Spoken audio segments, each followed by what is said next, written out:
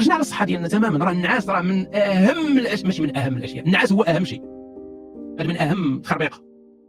انا نعطيكم واحد المعلومات على النعاس ربما ما تكونوش عارفينها.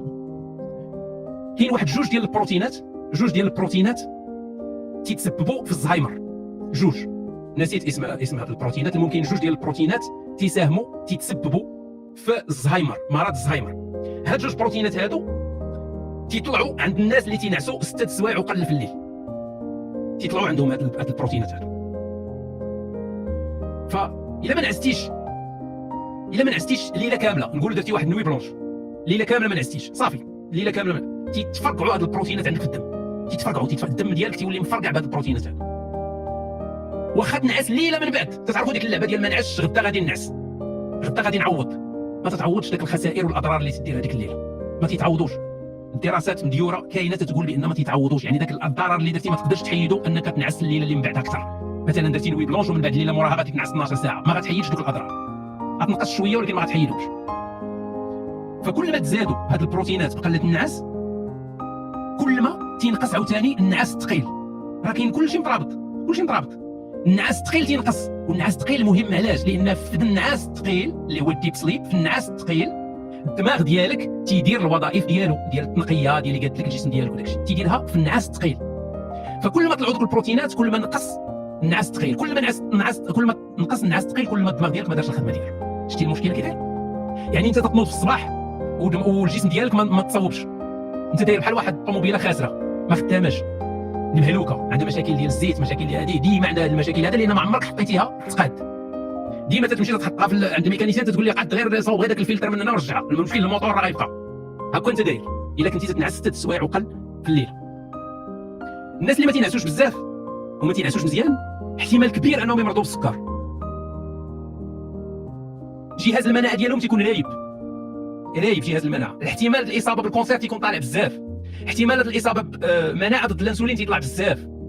وي الكونسير، دراسات تتبين بان الكونسير تيطلع النسبه ديالو للناس اللي ما تينعسوش، لان كلشي مترابط.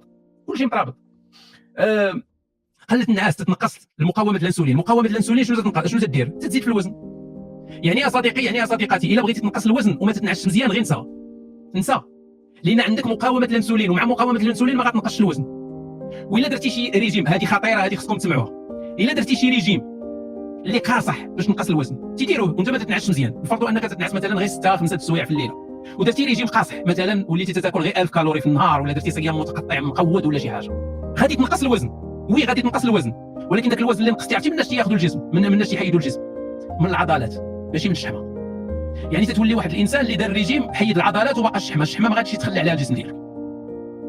شي على مصيبه بحال كي دايره. الناس اللي تيديروا الريجيم وتيوليو بحال شي كائن رخاوي مشاو العضلات، هذا هو السبب ديالو، انهم ما تينعسوش بنسبه كافيه. فكل شيء مترابط، يعني واحد القنبله موقوته الناس اللي ما تينعسوش مزيان. نزيد لكم واحد الحاجه اللي خطيره بزاف. داروا واحد التجربه، شدوا ناس واحد الجروب ولاو ينعسوا 4 سوايع في الليله لمده ديال 2 سيمانات. 4 سوايع تينعسوا في الليله لمده ديال 2 سيمانات. من بعد داروا لهم تحليل، لقاو ان الجسم ديالهم نقص في التعامل ديالو مع السكر بنسبه 50%. يعني الجسم ما بقاش تيتسوق للسكر اللي تيدخل للجسم بنسبه 50%، يعني ولا عندهم السكر غير تيتسارى في الجسم ديالو، ما تيمشيش للعضلات وتيمشي لهذه 50%، النص 50% كي والو. هاد 50% النقص ديالها شنو تيعني انهم ولاو بري دايابيتيك، ولاو بري ديابيتيك. 2 سيمانات الاخوان، جوج سيمانات ديال قله النعاس ولاو بري ديابيتيك. راه هادشي راه الا ما تعتبروش هادشي خطير، راه ما عرفتش شنو اللي غتعتبروه خطير. واقيلا شي حاجه ديال التستوستيرون، الرجال اللي تيعجبهم هادشي هذا ولا يخلعكم اكثر.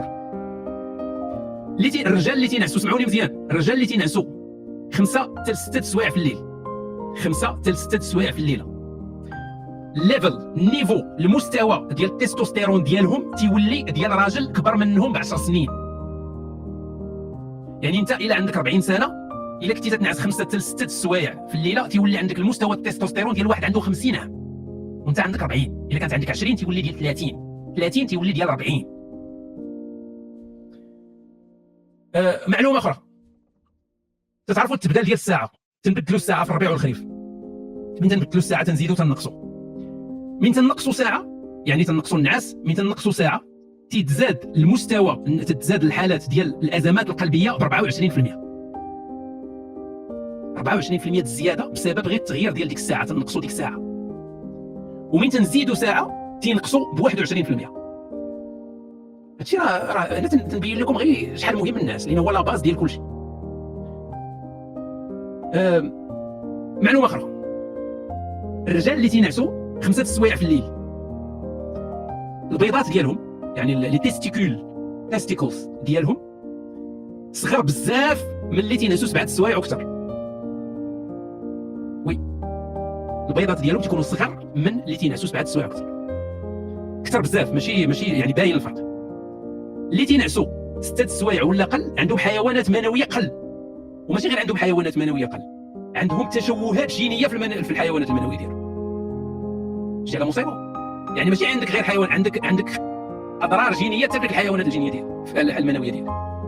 بالنسبه للعيالات اللي تيسول على العيالات اللي تينعسوا 5 ل 6 السوايع في الليل عندهم زياده ديال 30% ان الدوره الشهريه تكون عندهم مخربقه، ما تكونش مقاده، 30% تتزاد. وهذا عندهم مشكل على واحد الهرمون نسيت السميه ديالو، عندهم واحد المشكل ديال انهم تيقدروا يكون عندهم مشاكل في الحمل. يعني داكشي اللي مهم بالنسبه للجهاز التناسلي ديالنا والجهاز ديال الولاده وداكشي تيوقعوا فيه مشاكل. مليسا قالت لك هانيه خلينا دابا من الحمل وخلينا من العاده الشهريه وداكشي كامل، ايوا والكونسير وجهاز المناعه والزهايمر وداكشي كله عنده فيه مشكل. كاين واحد الخطا شائع نختم به لان طولت عليكم في الناس. كاين واحد الخطا شائع عند بزاف الناس، وهو ان غنعوض، تتقول غنعوض النعاس. يعني تيدوز مثلا واحد 3 ايام 4 ايام سيمانه ما نعسش مزيان، نعس قليل، وتيقول لك غنعوض في الويكاند. للاسف البيولوجيا ديالنا ما تتفهمش هذا الكونسيبت هذا. الجسم ديالنا ماشي بنكه، النعاس ماشي بنكه، ماشي كريدي تاخذ الكريدي في وسط السيمانه وتترجع فلوس في الويكاند. ما كاينش هاد الهضره هذه، الجسم ما تيخدمش بهذه الطريقه هذه. فإلا ما نعستيش مزيان الاضرار راه تيبقاو. راه ما كاينش شي حاجه انني نعست نهار السبت ولا نعست نهار الحد اكثر راه غنعوض دوك الاضرار وما عند المريض ناباس. لا، الاضرار كاينين، خاص كل نهار تنعس بشكل كافي، كل نهار. القاعده يعني الجمله اللي بغيتكم تعقلوا عليها، كل ما كان نعاس قصير كل ما كانت حياتك قصيره. هذه الجمله بغيتكم تعقلوا عليها، كل ما كان نعاسك قصير كل ما كانت حياتك قصيره. غير هذه اللي عقلتوا عليها غتعطيو الاهميه للناس التي ينبغي.